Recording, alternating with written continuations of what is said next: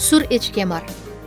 O'zbekistonning cho'l va adirlarda yashaydigan eng yirik echkemar turi hisoblanadi. Uning tashqi ko'rinishi kichkina ajdarhoni eslatadi. O'zbekistonda Janubiy Orol bo'yidan Farg'ona vodiysigacha bo'lgan barcha cho'l va yarim cho'l hududlarida uchraydi.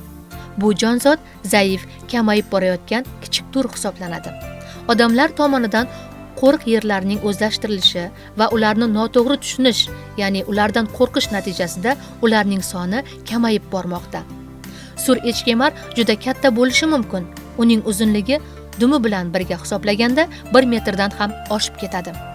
Uning terisi kulrang, qum rangida bo'lib, cho'lda yashinish uchun bu unga juda qulaydir. U juda chaqqon ovchi.